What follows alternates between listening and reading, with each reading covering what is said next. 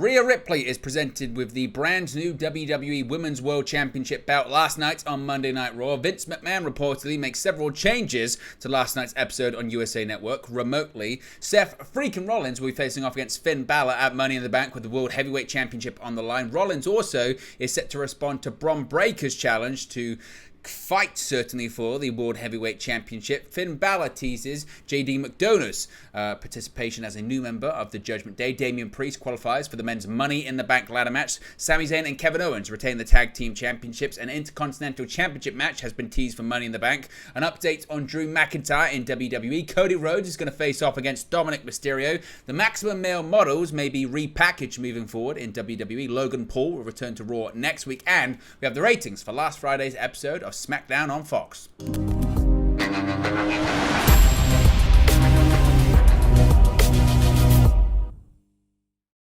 Hey guys, welcome back to Wrestling News 365. Hope everyone is doing very well. As always, there are plenty of news stories to get into in the world of World Wrestling Entertainment. Let's start off talking about Rhea Ripley. The winds of change have been blowing through WWE in a big way since WrestleMania went Hollywood earlier this year. In addition to the major news behind the scenes involving Endeavor, the promotion has been undergoing some cosmetic changes as well. Specifically, the company's World Championships have gotten a bit of a facelift recently after ceremonies were held for Roman Reigns, Seth Rollins and Asuka, who all received new belts.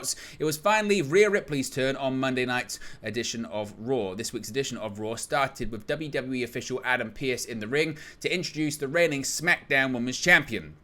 When the Eradicator hit the ring, she was presented with an all-new Women's World Championship, bearing a similar design to Rollins' newly introduced World Championship, except with a white strap. The title was secured around Ripley's waist by fellow Judgment Day member Dominic Mysterio, who was welcomed by the live audience with a sea of boos, as is always. Unfortunately, Mammy didn't get to bask in the glory of her new championship for very long, as Cody Rhodes emerged to issue a challenge to Dom Dom. We'll get into that in just a bit later on. But what are your thoughts of the new championship, and what are your thoughts on now that we've got the WWE Undisputed Universal Championship, we've got the WWE Women's Championship, we've got the WWE World Heavyweight Championship, and we've also got the WWE Women's World Championship as well.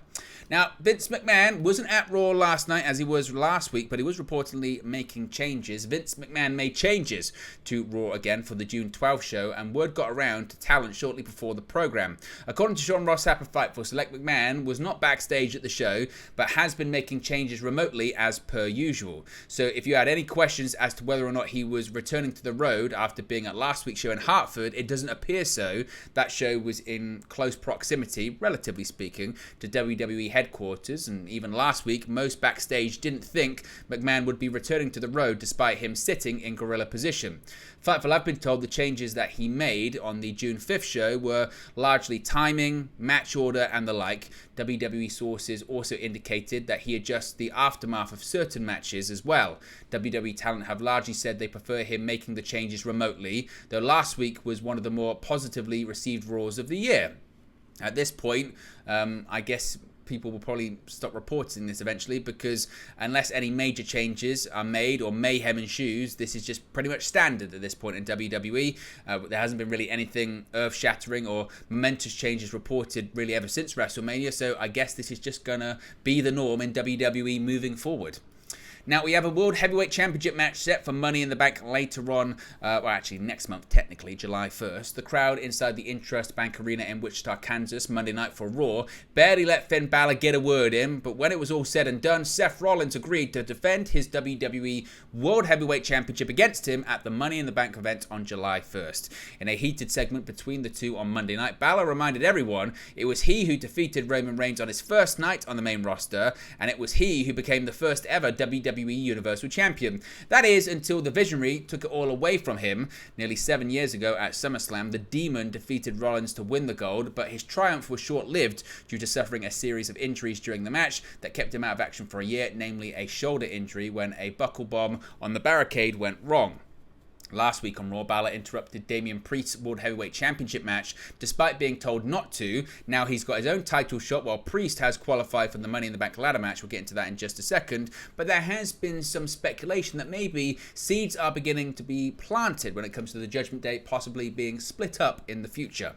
Now, speaking of Seth Rollins, a bit of an update when it comes to him possibly appearing on NXT as well.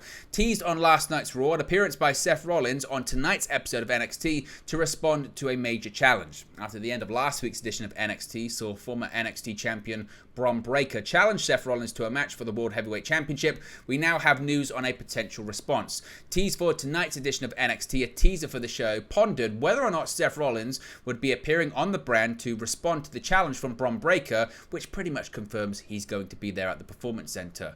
Also announced for an already stacked edition of NXT, more main roster battles at the Performance Center. Baron Corbin will be taking on Ilya Dragunov after the pair exchanged words last week on the Tuesday night show, with the latter going on to be attacked backstage by Breakker, and Corbin currently involved in a storyline that's crossed over onto SmackDown with NXT champion Carmelo Hayes. Another main roster talent in action will be Mustafa Ali, who teams with Tyler Bate and NXT North American champion Wes Lee against the Schism, that being Joe Gacy with the Dyad. Also, recently crowned #1 contender to the NXT Championship, Thea Hale, will take on Cora Jade in a big match after Jade and Dana Brooke were the last two names eliminated by Hale in last week's Battle Royal. So certainly it's going to be interesting what happens with Rollins on NXT tonight. Now, I mentioned Finn Balor has teased a new member into the Judgment Day. Damian Priest is out and JD McDonough is in. Is that the personnel change that the Judgment Day could be undergoing? Well, on last night's Raw, Finn Balor, the leader of the heel faction, seemingly hinted at recruiting fellow Irishman McDonough to the Judgment Day as cameras caught the two men in conversation backstage. The important thing is to not make friends, it's to make an impact. You can do that, JD, Balor told McDonough. The conversation was cut short when Priest entered the frame, but not before McDonough assured Balor he was going to deal with the other problem on behalf of his countrymen. Those specific words from McDonough seemed to confuse Priest, as he and Balor had an awkward conversation where they congratulated each other for their recent change in fortunes. As I mentioned, while Balor congratulated Priest for securing his Money in the Bank ladder match spot, Priest did the same as he urged Balor to defeat Seth Rollins for the World Heavyweight Championship at Money in the Bank. However, things got interesting when Balor posed Priest with a question. When you win that contract, you wouldn't be cashing on me, would you? Balor asked Priest. The question rubbed Priest the wrong way, who gave Balor his word that he would commit no such act. However, Priest turned around and asked Balor to stick to his promises as well, implying that Balor cost him a shot at defeating Rollins the previous week. Clearly, the segment hinted at more tension between the Judgment Day members, a week after Priest actually teased a babyface turn. The idea of McDonough aligning with Balor isn't far-fetched. Incidentally, they both hail from the town of Bray, County Wicklow in Ireland, and Balor actually trained McDonough when the latter was a teenager trying to break into the business. So do you think we could see JD McDonough replace Damian Priest in the Judgment Day? Is that something you want to see, or do you just want to see the Judgment Day remain how they are right now on WWE TV? Speaking of Damian Priest, as I mentioned, he is qualified for the men's Money in the Bank ladder match. The field for the men's Money in the Bank ladder match is officially set, with Damian Priest claiming the final spot Monday night after defeating Matt Riddle on Raw. 1 week after Priest came up short against Seth Rollins in a battle for the new World Heavyweight Championship, Finn Balor listened to his Judgment Day partner this time around when Priest requested the rest of the crew remain backstage for his match. And at least in this match, Priest proved he didn't even need the Judgment Day en route to a clean victory over the original Bro. Barring any last-minute additions or changes, Priest completes the field that also includes LA Knight. Yeah! Ricochet, Shinsuke Nakamura, Santos Escobar, and Butch. Of those 6 participants, none have ever captured the Money in the Bank briefcase, though Ricochet and Nakamura have each competed previously in the high-stakes ladder match. Since his lengthy reign as United States champion, Priest has seemingly discovered a new gear with the Judgment Day, leading to significant backstage praise, as well as him earning the right to be the first to challenge Rollins for his new championship on WWE television.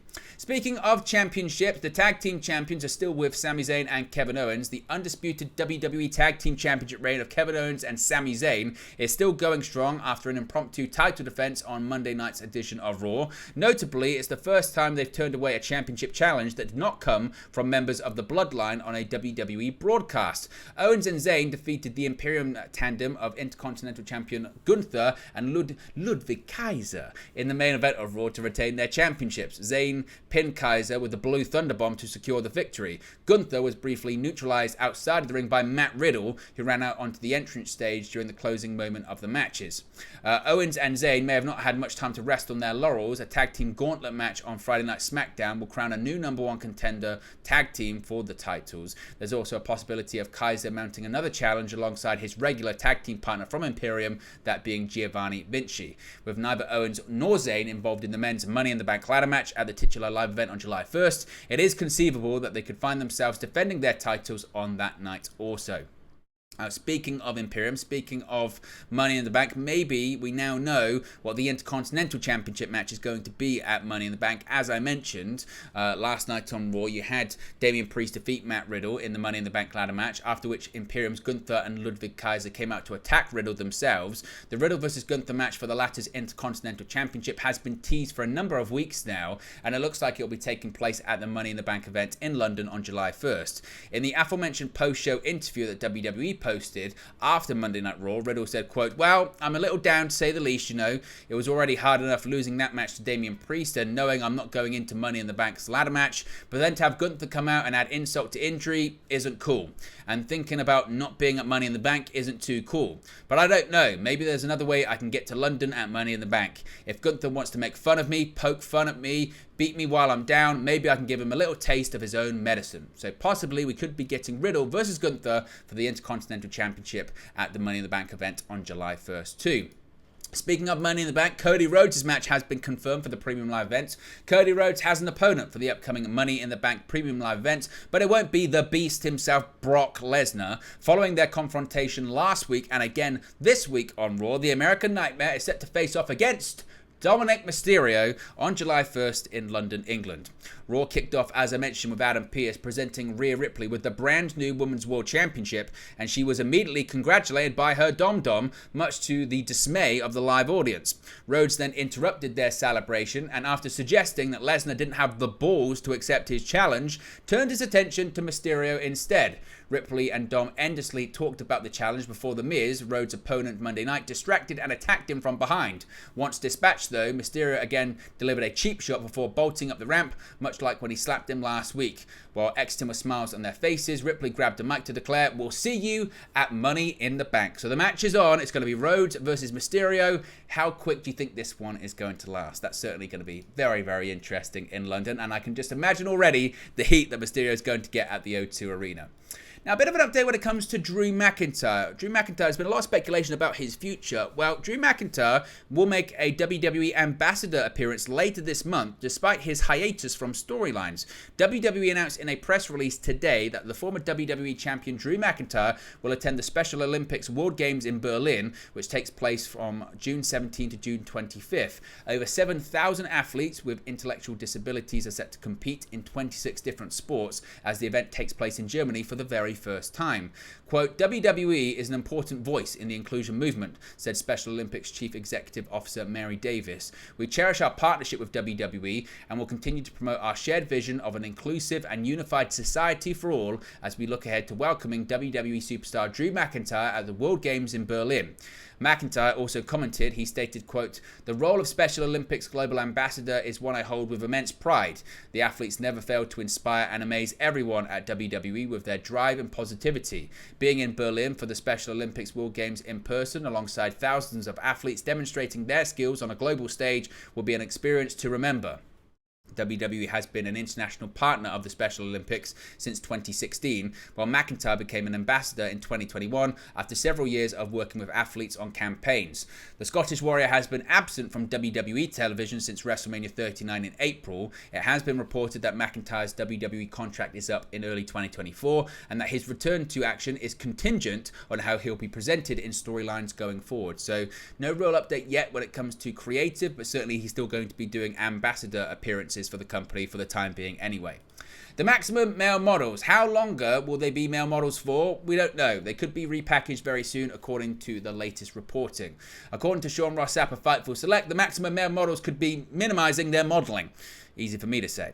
Fightful are reporting that they have learned that Mansoor and Massey may be repackaged, with details few and far between as to what that actually means. Their time on the WWE roster as a team has been tumultuous to say the least. First, Max Dupree was put with the team because Vince McMahon hadn't seen him as an in-ring talent, then rechristened LA Knight because Triple H and his regime saw star potential in him. Maxine Dupree was effectively pulled from the Maximum Male Models and put with Chad Gable and Otis full-time. Interestingly enough, Maxine was booked for a recent WWE party as part of the Maximum Male Models. Those that Fightful have heard from within WWE Creative said that McMahon was originally high on the Maximum Male Models, but didn't want them to be, quote, flamboyant. That course was corrected under Triple H, who actually encouraged being flamboyant. However, since Vince McMahon's return to the company, that has been scaled back significantly, as has really their usage in general. The duo worked numerous WWE live events in the spring, but have only wrestled on TV in tournaments and battle royales, so they could be getting repackaged. What's next for them? We don't know. Obviously, if we get an update, we'll let you know in the future. Logan Paul is on his way back to WWE. For the first time since WrestleMania 39, Logan Paul will be back on WWE television when Raw travels to the Rocket Mortgage Fieldhouse in Cleveland, Ohio, his home state, next week. That's not all fans can expect on Raw, however. This week on Raw, it was announced that Paul would be gracing the WWE Universe with his presence for the first time since losing to Seth Rollins at the Showcase of the Immortals on April 1st. As it happens, the Visionary will also be in town, as he told Kathy Kelly he'll be issuing an open challenge that evening for his newly won World Heavyweight Championship. While there were no further details given regarding Paul's scheduled appearance, it makes for interesting viewing that Rollins will be holding an open challenge on the same night of his return. This will be Rollins' second open challenge since winning the newly created championship. The first one came last week against Damian Priest. Since signing for WWE, Paul has competed in just 3 singles matches for the promotion. He defeated his former tag team partner The Miz at SummerSlam last year before losing to Roman Reigns at Crown Jewel and Seth Rollins at WrestleMania. So is there any chance we could get Seth Rollins versus Logan Paul, World Heavyweight Championship, main event of Raw next week? In WWE, certainly anything is possible. Finally, we have the ratings for last Friday's episode of SmackDown on Fox. Per Brandon Thurston of WrestleNomics, SmackDown drew 2.278 million viewers. This is actually down from the June 2nd episode that drew 2.563 million viewers.